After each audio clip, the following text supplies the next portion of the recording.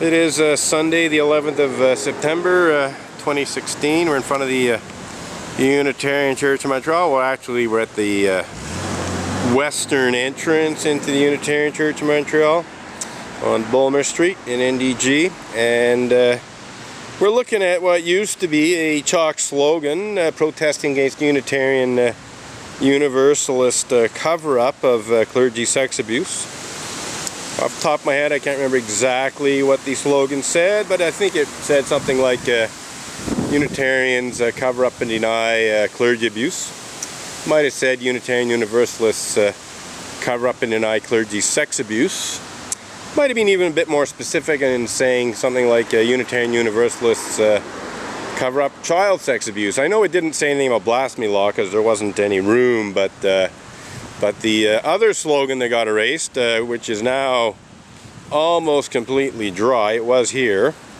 It was in this area right here where we see a little bit of water left. It did specifically mention the misuse of blasphemy law by the Unitarian Universalist Association in Bill Cosby-style legal bullying that seeks to cover up and deny such despicable crimes as pedophilia and rape committed by certain Unitarian Universalist ministers. So I had to write a new slogan, and so this is the new slogan I wrote.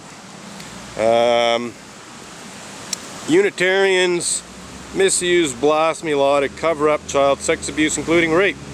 So this new slogan is actually more to the point and direct and accurate than the previous one was. So the more these people try to erase and cover up and hide my slogans about Unitarian Universalist cover-up of clergy sexual abuse in general and clergy sexual abuse of children in particular, the more I write longer and more to the point slogans. So erasing my chalk slogans is not the best policy. And that's a bit of an understatement, because erasing my slogans violates several claimed principles of the Unitarian Universalist religious community, including justice, equity, and compassion in human relations, and also a free and responsible search for meaning. I mean, how can anyone engage in a free and responsible search for the truth and meaning of this chalk slogan if they can't even read it? If they don't even know it exists.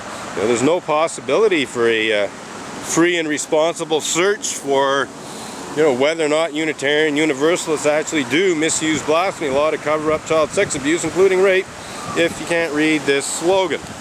So yes, that's a complete violation, a complete flagrant disregard for the fourth principle of Unitarian Universalism, which calls for a free and responsible search for truth and meaning. And of course, in that it seeks to hide pedophilia and rape within the church, and seeks to hide Unitarian Universalist cover-up and denial of pedophilia and rape and so on. It violates other Unitarian Universalist principles, including justice, equity, and compassion in human relations, because this protest is an attempt to get some justice here. I'm protesting publicly in the hope that it could result finally in some actual justice being practiced, either by Unitarian Universalists or by the Canadian public. Yeah, see this picket sign right here, it speaks about Unitarian Universalist. Whoops, wind, a lot of wind coming out of this church this morning. Very windy church. Can't imagine why. I think it might have something to do with all the hypocrisy, but yes, Unitarian Universalist perversion of justice, sucks you, asterisk you. So I would say that falsely accusing a person of the criminal act of blasphemous libel in an effort to intimidate them into removing blog posts that tell the truth about Unitarian Universalists who've been charged, tried, and convicted of what Stikeman, Elliott, Barristers and Solicitors litigation lawyer, Maitre Marc-André Coulombe, describes as such despicable crimes as pedophilia and rape, is a perversion of justice. Indeed, it's a perversion of justice that seeks to hide perversion of Unitarian Universalist ministers, etc. within the Unitarian Church. So it sort of really underlines the perversion of justice there. So again, it is Sunday the 7th of September, sorry, the 11th of September 2016, and we are conducting our alternative spiritual practice of protesting against Unitarian Universalist injustices, abuses, and hypocrisy, which include, but are by no means limited to, atheist Unitarian Universalists accusing me of the criminal act of blasphemous libel in Bill Cosby-style legal bullying that seeks to conceal pedophilia and rape committed by Unitarian Universalist ministers and Unitarian Universalist religious educators, to say nothing of ordinary Unitarian Universalist lay people. And so yeah, here we have a picket sign that says, you liars bear false witness against me. Well, I just spoke in some depth about one of the lies that Unitarian Universalist liars spout in their false witness against me. But of course this references the 8th or 9th commandment of the Bible that, depending on how you count the commandments, thou shalt not bear false witness against thy neighbor is the 8th or the 9th commandment.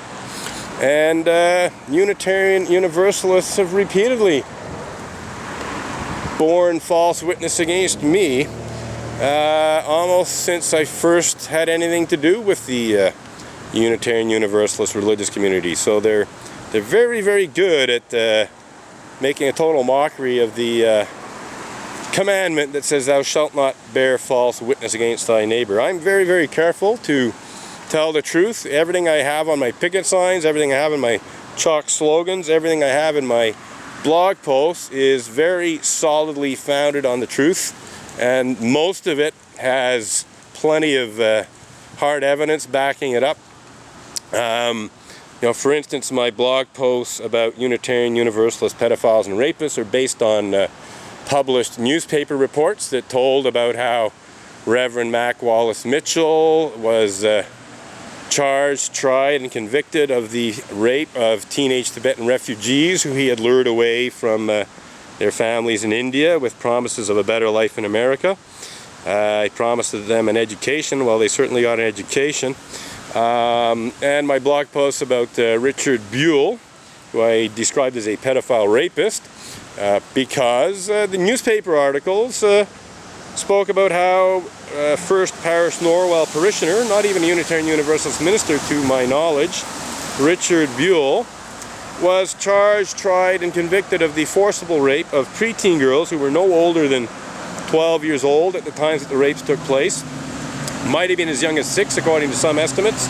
You know, this guy was convicted. He went to jail. You know, there's nothing false about what I had to say about Richard Buell. I basically didn't say anything that wasn't available in published newspaper reports. And yet, the Unitarian Universalist Association hired Stikeman Elliott Barristers and Solicitors, a litigation lawyer, Maitre Marc-Andre Coulombe, to send me, or have me served with, a cease and desist demand letter that, amongst other things, said your unfounded and vicious allegations to the effect that ministers of the association engage in such despicable crimes as pedophilia and rape are defamatory, and that they're so defamatory that they constitute the criminal act of blasphemous libel. So I knew that I'd written about pedophiles and rapists. I knew that my sources of information were credible newspaper reports, so I didn't think there was even anything remotely unfounded about what I wrote, and there wasn't anything particularly vicious either. It was just pretty straightforward stating the facts. So I wrote back to Maitre Marc-Andre Coulombe, and I said, well, can you please identify the blog post you're talking about, because he hadn't done so in his letter. He just used those vague general terms. I said, you know, please give me titles, please give me the URLs, please give me the date, you know, give me something so that I know which blog posts you're specifically talking about here, and I'll go have a look and I'll decide what to do, you know, because at the bottom of the letter it says, do govern yourself accordingly. Now, normally that means do exactly what I say in this letter, but to me, governing myself accordingly is, well, yeah, I'll see, you know, how much of this letter isn't complete, total bullshit, then I'll decide what to do. So, you know, a few days later I got a letter back from Maitre Marc-André Coulombe, and instead of identifying the blog posts that he was talking about, as I had asked him to do, quite reasonably, engaging in a free and responsible search for truth and meaning of what he had to say, he arrogantly said, "Your claims not to be able to find the offending material are not credible, blah, blah, blah, blah, blah, blah, blah, blah, go find the stuff yourself," kind of thing. In other words, he said I was lying about not being able to find any blog posts that matched his description of unfounded vicious allegations to the effect that ministers of the association engage in such despicable crimes as pedophilia and rape. So I had to write back to Maitre Marc-André Coulombe and say, well, you know, Maitre Coulombe, I don't think you quite understand. I know where I wrote about Unitarian Universalist pedophiles and rapists. I just don't know where the unfounded blog posts are. You know, please identify the blog posts that you are claiming to be unfounded and vicious and amounting to defamation and even amounting to the criminal act of blasphemous libel. Well, guess what? I never heard from Maitre Marc-André Coulombe again. You know, I got those 2 cease and desist demand letters in June of 2012, and I never heard from Maitre Marc-André Coulombe again after I made it clear to him that, well, as far as I'm concerned, there's nothing even remotely unfounded about my blog posts about child sex abuse committed by Unitarian Universalist ministers. Now, he heard from me quite a bit because I kept sending him emails, you know, asking him to cough up his evidence, because as far as I was concerned, he had falsely accused me of a crime. And I made it clear to him that I expected him to formally withdraw his false blasphemous libel accusation. I also made it clear to the Unitarian Universalist Association that I expected them to formally withdraw their false blasphemous libel accusation. And of course they didn't. You know, they never at any time, you know, said, yes, we're sorry, we made a mistake, we didn't actually have legal grounds to accuse you of the crime of blasphemous libel, we're very, very sorry. They never did that. So as far as I'm concerned, to this day, the Unitarian Universalist Association and Stikeman Elliott Barristers and Solicitors Litigation Lawyer are still falsely accusing me of blasphemous libel.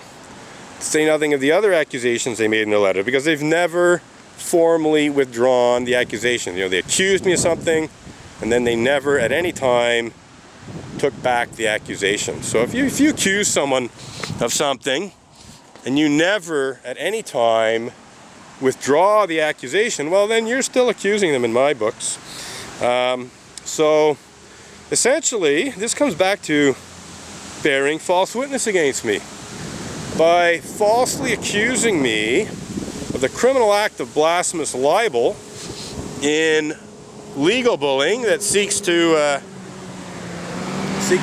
cover up and hide pedophilia and rape committed by Unitarian Universalist ministers, the Unitarian Universalist Association, via its mouthpiece, Maitre Marc-André Coulombe, are violating the commandment that says, thou shalt not bear false witness against thy neighbor. Good day, sir. They are in total violation, because they have in fact borne false witness against me. It is false witness to say that my blog posts about Unitarian Universalist pedophiles and rapists are unfounded. That is false. They're very well founded in fact. They're founded on newspaper reports, and of course, if one wanted to dig deeper, they'd be founded on court records and so on. So it's, you know, my primary source of information was the newspaper reports that are either available online on the internet. They're basically increasingly disappearing. But there's also newspaper reports in databases that are accessible through public libraries or through university libraries. So in addition to what I read on the internet, I also read newspaper reports that are not so publicly available, that are sort of in databases that are only accessible through libraries and so on. But there's no question that Reverend Mac Wallace Mitchell and Richard Buell of First Parish Norwell were charged, tried, and convicted of such despicable crimes as pedophilia and rape. So the UUA and that, in my view, we're talking the top level leaders here. We're talking UUA President Reverend Dr.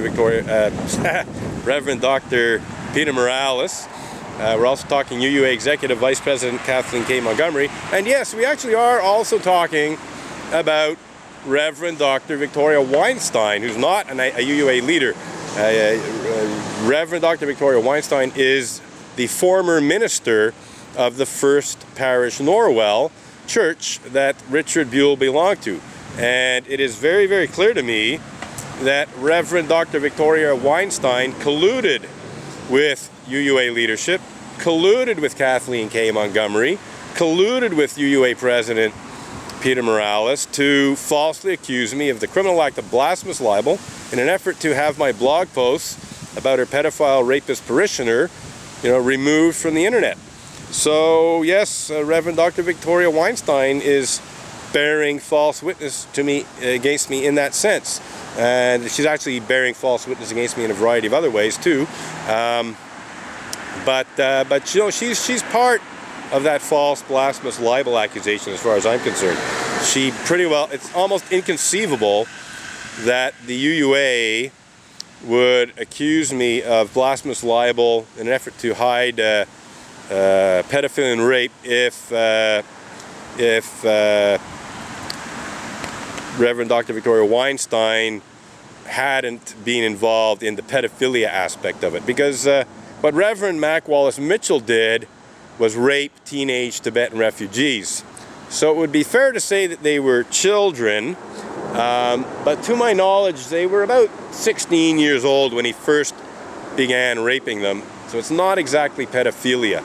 The only Unitarian Universalist who I described as a pedophile rapist was Reverend Dr. Victoria Weinstein's parishioner, Richard Buell.